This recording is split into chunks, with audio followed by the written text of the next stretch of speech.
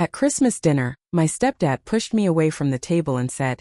"That seat is for my real daughter, get out." I fell in front of the whole family. What he didn't know was that very night would change his life forever. When morning came, 47 missed calls.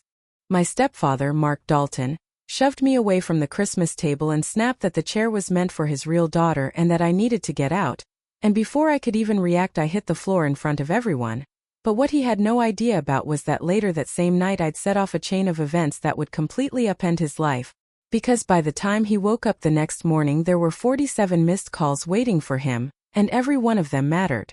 The hardwood floor felt icy against my hands as I stayed down longer than I probably should have, staring at the detailed pattern of the Persian rug beneath me, the same rug that had barely softened the fall, while all around me 18 relatives sat frozen like mannequins with champagne glasses hanging midair and mouths open in disbelief, and not a single person moved to help. My mom, Linda, finally broke the silence with a shaky voice asking what on earth was going on, but Mark calmly cut her off, adjusting his expensive tie and saying she knew exactly what she'd done, that the seat had been saved for his daughter Madison and he'd already made that clear earlier in the day. Madison, his 23-year-old daughter from his first marriage, had shown up half an hour late with a smug grin that made it obvious she'd planned the whole thing, and she stood in the doorway gripping a designer purse, watching me sprawled on the floor like it was entertainment. I pushed myself up slowly, my tailbone screaming, but at 28 I'd been through worse than being humiliated in public, especially after surviving 12 years of Mark Dalton in my life, ever since he married my mom and slowly worked to erase me from what was left of our family. My younger brother, Evan, sat at the far end of the table with his face flushed from anger, but when our eyes met I gave him a small shake of my head because it wasn't worth it, not there and not like that. Mom quietly asked if I was okay without even standing up, and I nodded and told her I was going to step outside for some air while smoothing the burgundy dress she'd complimented just hours earlier when the night still felt hopeful, and she told me to take my time but stayed seated, just like she always did when it mattered. Over the years Mark had trained her well, convincing her that his money, his status, and the lifestyle he provided were worth any price, even her own kids' dignity.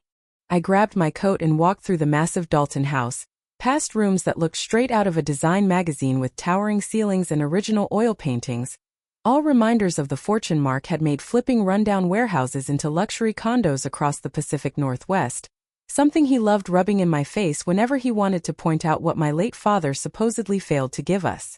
The cold December air hit hard when I stepped onto the stone patio, and the Seattle skyline sparkled in the distance like nothing had happened at all, completely indifferent to what I'd just been put through. My hands were shaking as I pulled out my phone and checked my messages, seeing 3 texts from my best friend Rachel, who knew all about Mark's growing hostility over the past few months, and then I noticed the alert I'd been waiting on, an email from Aaron Blake, the private investigator I'd hired 6 weeks earlier, with a subject line that read Final Report, Dalton Investigation. I hesitated with my thumb hovering over the screen because once I opened it there was no turning back, and whatever Aaron found would either confirm everything I feared or prove I'd burned $3,000 on my own paranoia.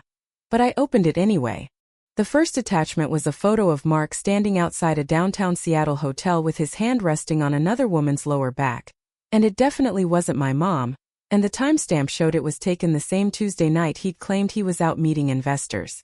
As I scrolled, more images appeared, Mark entering a condo in Belltown, Mark eating dinner with the same woman in Pioneer Square, followed by bank records showing steady cash withdrawals of $2,500 every 2 weeks for 8 months, along with credit card charges for jewelry, high-end hotels, and pricey dinners, a trail of betrayal so clean and detailed it could have made a prosecutor smile.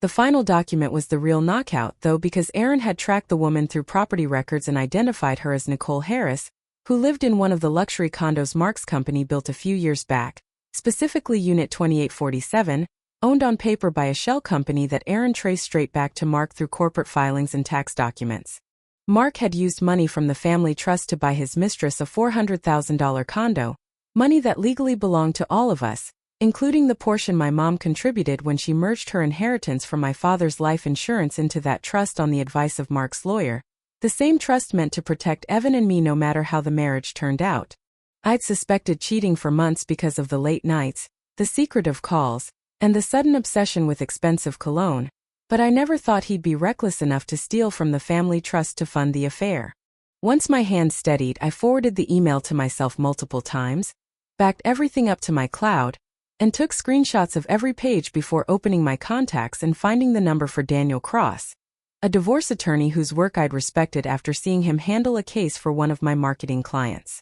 Even though it was late on Christmas night, I sent the text anyway, laying out that the situation was urgent, the client was ready to move forward, and the evidence was solid, and his reply came quicker than I expected, telling me to come in for a Boxing Day consultation at 10 a.m. and to bring everything I had. Earlier that evening, Mark Dalton had shoved me to the floor in front of the whole family just because I sat in a chair inside a house my mom's money helped pay for. But what he didn't realize was that I'd been quietly keeping track of his behavior for months, from the way he dismissed my career to how he conveniently forgot to include me in family photos, and that night was the moment all of it finally caught up with him. The moment Mark once told my brother Evan that real success meant growing up to be someone like him instead of wasting time in creative fields like his sister had stuck with me, and now every snide remark, every backhanded insult, and every casual act of cruelty finally felt like it had been leading to this exact point. I slipped back into the house through a side entrance so I wouldn't have to pass the dining room again, then headed upstairs to my old bedroom, the one Mark had only allowed my mom to keep around for appearances, and I pulled out my laptop and started getting organized. I set up a secure folder and saved copies of everything Aaron Blake had sent me, then began drafting an email to my mom that she'd receive in the morning while Mark slept off his Christmas champagne, laying out a short explanation and a link to all the evidence in my cloud storage. I wrote that she needed to read it before speaking to her husband, that what she was about to see would hurt, but she deserved to know where her money had really gone and who she was married to, and I told her I'd already scheduled a consultation with a divorce attorney for 2 p.m. if she wanted it, ending by telling her I loved her and asking her to call me when she was ready. My finger hovered over the send button as I listened to the party continue downstairs without me, Madison's sharp laugh echoing through the vents while Mark no doubt held court, bragging about his latest development deal and soaking up praise from relatives who still saw him as the family's golden example. I scheduled the email for 7 a.m. and hit confirm, then opened another document Aaron had prepared, a detailed memo outlining financial misconduct tied to the family trust, and addressed it to Daniel Huang, the attorney who helped my mom set up the trust 12 years earlier, knowing he took fiduciary duty seriously enough that he'd be legally required to act once he saw the evidence. That message went into the queue for 8 a.m., followed by a third email to Evan at his college address explaining everything and telling him not to come home until I gave the all clear, because my baby brother had endured years of Mark's contempt and constant comparisons to Madison and didn't need to be there for what was coming. The last thing I drafted was a short note to Madison herself, careful to keep it neutral and non-accusatory, simply warning her that her father's choices were going to affect her trust fund and suggesting she talk to her own lawyer to protect herself, making it clear this wasn't about her but that she'd feel the impact anyway, and I saved that one without sending it, deciding she could enjoy her Christmas win a little longer.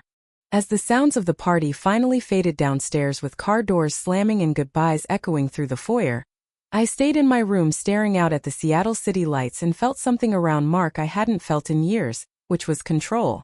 Just before midnight, I heard my mom's footsteps stop outside my door and a soft knock followed by her asking if I was awake, and when I opened it she stood there in her elegant dress with smudged makeup, looking far older than 52, worn down by a decade she'd never admit had taken its toll. She whispered an apology for what happened and tried to blame Mark's drinking, but I calmly told her he meant every word and that it was okay because things were going to change, which only confused her more.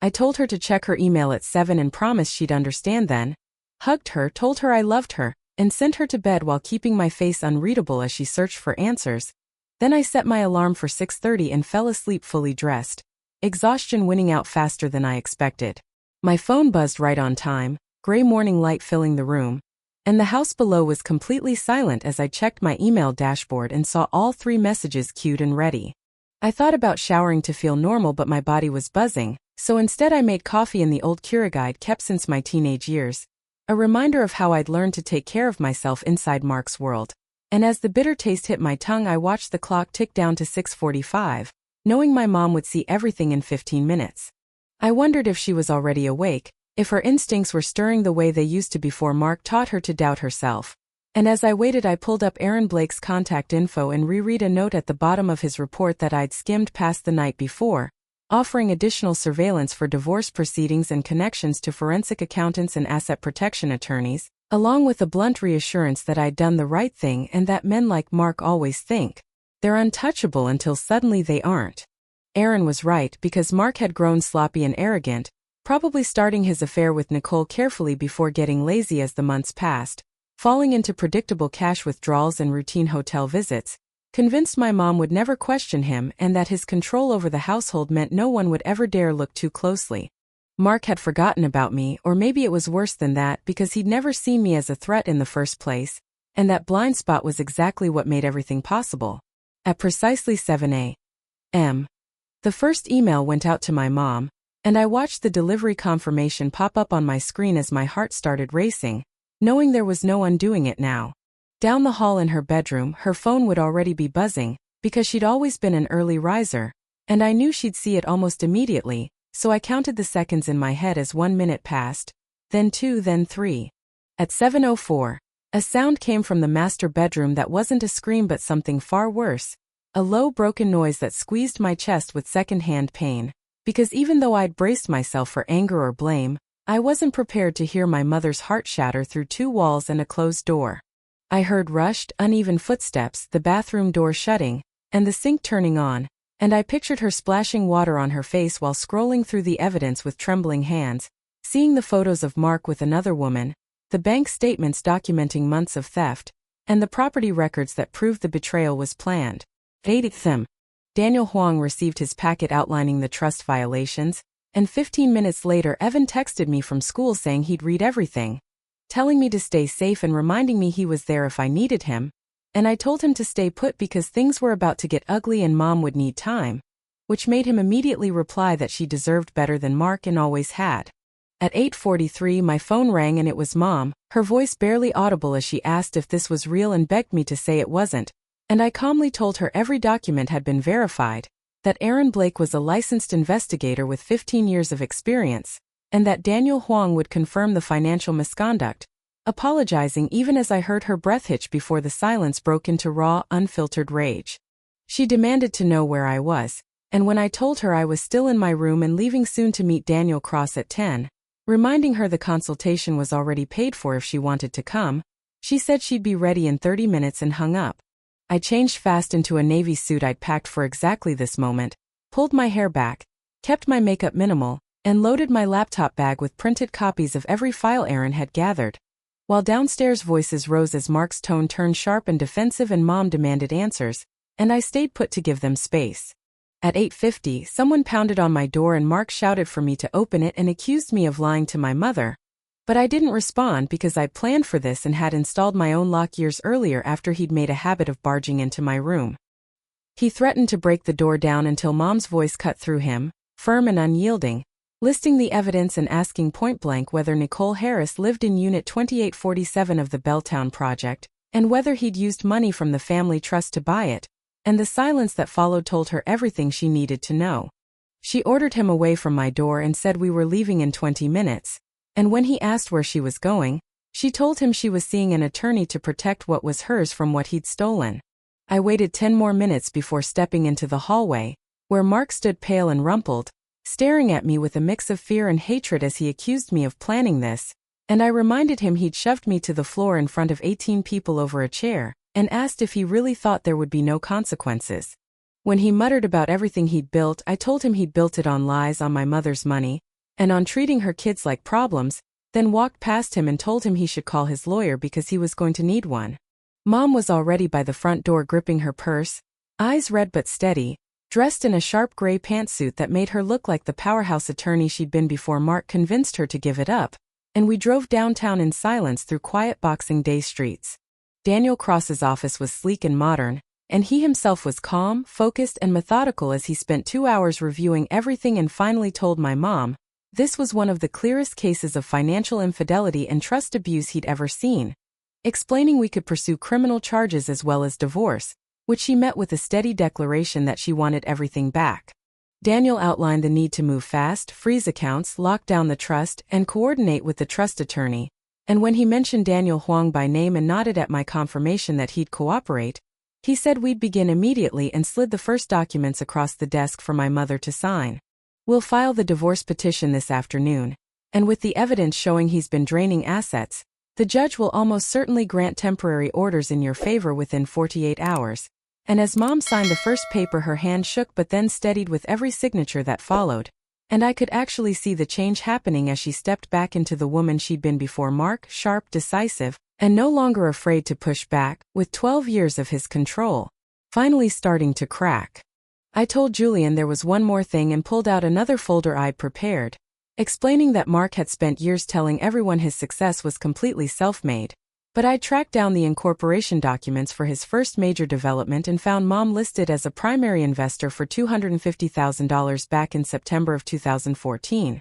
Julian looked up, clearly surprised, and asked if we had the investment agreement, and I told him I had a copy and that the original should be in the shared safe deposit box at First National Bank, then slid the paperwork across the table and pointed out that the agreement entitled Mom to 30% of the net profits from the Riverside Luxury Apartments project, a building that had been producing rental income for 9 years. Julian turned to Mom and asked if she'd ever received distributions, and she slowly shook her head, saying Mark had always claimed the property barely broke even after expenses, which made Julian jot down several sharp notes as he explained that if Mark had been collecting profits without paying her share, that was another layer of fraud.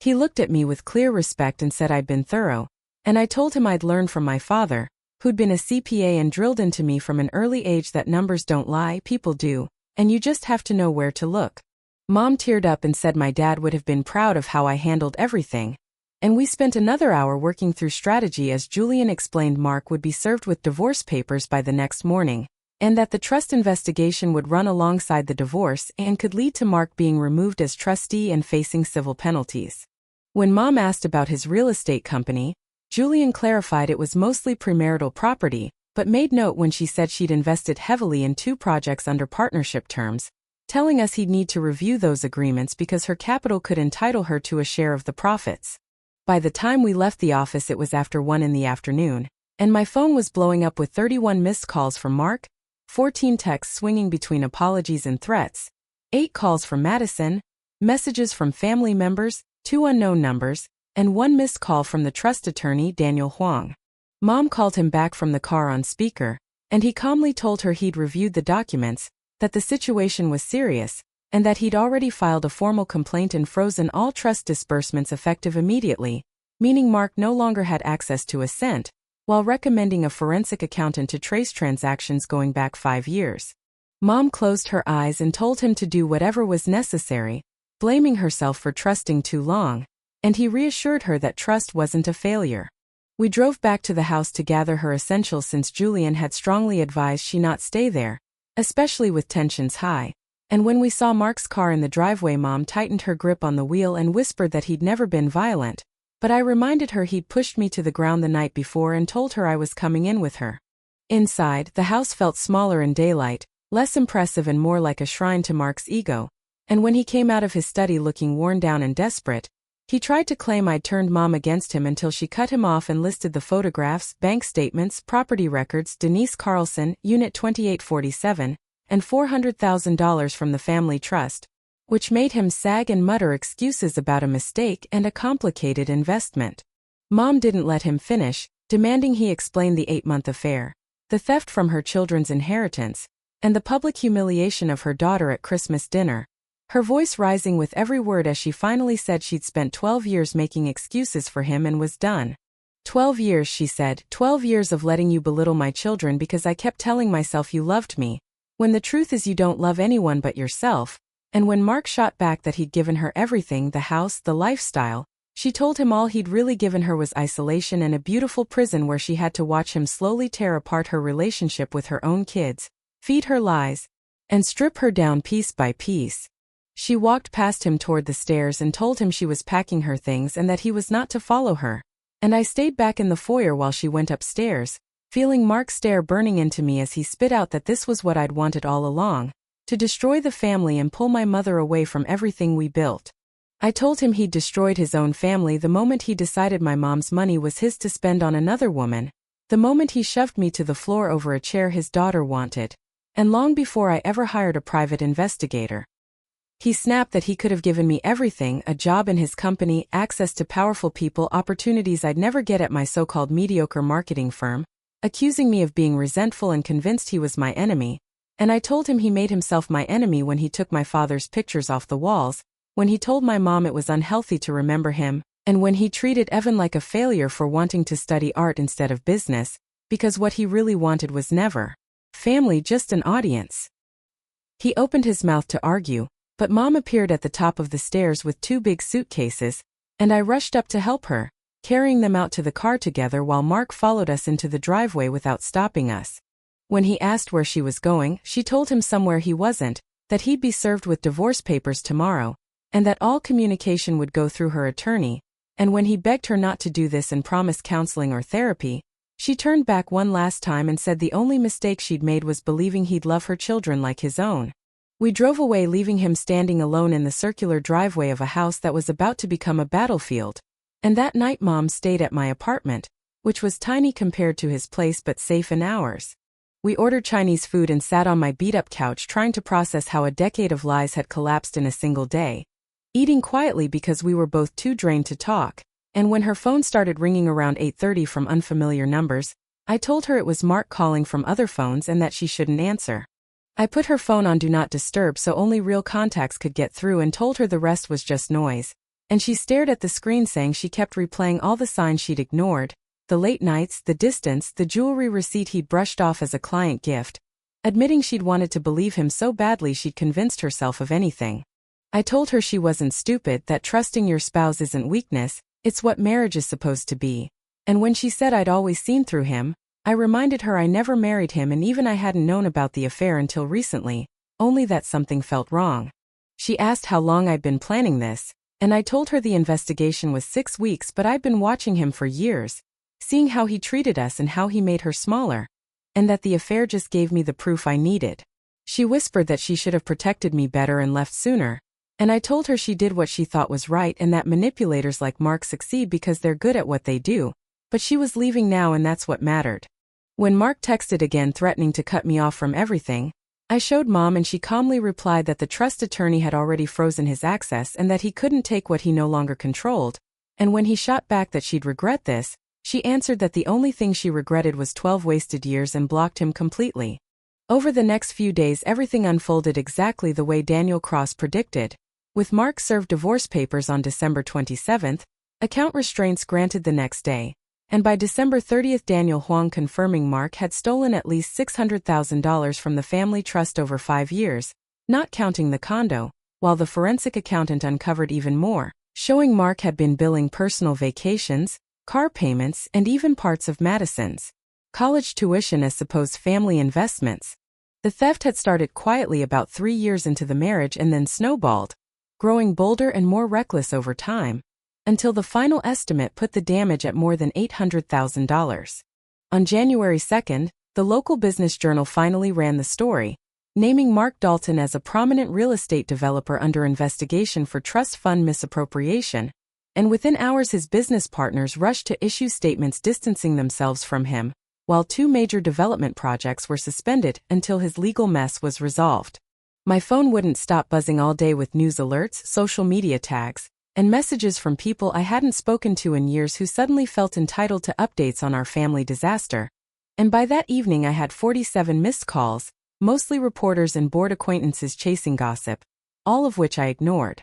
The next day Madison called me, and for the first time her voice lacked that familiar edge of smug confidence as she accused me of ruining her father, which I corrected by saying her father had ruined himself and all I did was document it. She said he was losing everything, his reputation, his business, his marriage, and asked if I was satisfied, and I told her I wasn't happy about any of it, but I was relieved my mom wasn't bankrolling his affair anymore, relieved he couldn't steal from Evans and my inheritance, and at peace knowing actions come with consequences. When she accused me of destroying his life over a single shove, I reminded her that he pushed me to the ground after years of calculated cruelty, and that the investigation into his financial crimes would have happened eventually whether I was involved or not. I just sped it up, and I asked if she'd taken my warning seriously and spoken to a lawyer.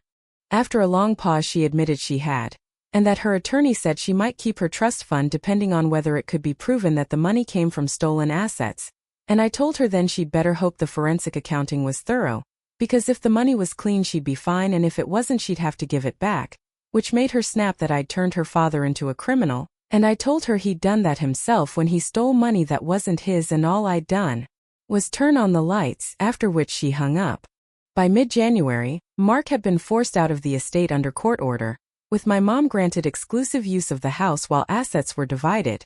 and he moved into a small Capitol Hill apartment that looked nothing like the life he'd been showing off for years. The divorce dragged on exactly as ugly as expected, with his attorney trying every trick to downplay his wealth and Julian Cross shutting each one down with documented proof of hidden assets and shady transactions, while the trust investigation became central to the case and the court ruled that Mark's actions amounted to both fiduciary breach and financial misconduct, deserving punishment. In March, the forensic accountant finished the full audit and the real number came out: $923,000, taken over nearly 5 years, far longer than anyone originally believed, and that report pushed the prosecutor's office to file criminal charges for theft and embezzlement. Mark avoided prison through a plea deal that required full restitution, 5 years of probation, and a permanent ban from serving in any fiduciary role, but whatever freedom he kept came at the cost of his reputation, which was completely destroyed. The divorce finalized in June with my mom receiving the house, 70% of his liquid assets, and a sizable chunk of his business holdings, while Mark was forced to sell what remained of his company at a loss just to meet restitution requirements. Madison and I never spoke again after that January call, and I later heard she moved to Portland and changed her last name, which I understood because being associated with Mark Dalton had become a liability. Evan came home for the summer and barely recognized Mom, who had redecorated the house, cut every trace of Mark's taste out of it, reconnected with old friends she'd lost during the marriage, and even started volunteering with a nonprofit that helps women escape financially abusive relationships. One night on the patio where I'd read Aaron Blake's report months earlier, Evan told me I'd saved her, and I told him all I did was show her the truth and she saved herself by finding the courage to walk away. He admitted that the night Mark shoved me at Christmas dinner he'd wanted to hit him, but said I'd come up with something better, and thinking back on the cold floor, the silence, and the humiliation that triggered everything, I realized that shove might have been the best thing Mark ever did for us because it pushed me from gathering evidence into acting on it. Sometimes the best revenge isn't violence, I said. It's just exposing the truth and letting it speak for itself. Mom joined us with lemonade and looked lighter than I'd seen her in years, the tension she'd carried for over a decade finally gone, and she told us Daniel Huang had called to say the trust had been restructured with Evan and me as primary beneficiaries and her as trustee until we were 35, with Mark having no claim whatsoever. When Evan asked how much remained after restitution, she said around $2 million split between the three of us, not the fortune Mark once bragged about but enough to give us a real foundation, and I realized the money meant more than security. It was proof my father's legacy hadn't been erased by a man who never respected it. When Evan asked what I planned to do with my share, I said I was thinking about starting my own firm, combining marketing with investigative and documentation services, because after everything I'd learned there was clearly a need for it, and Mom smiled and said my dad would have been proud, that he always knew I had a knack for seeing through people. We sat there watching the summer sun drop over Seattle, 3 people who'd survived years of manipulation and come out stronger,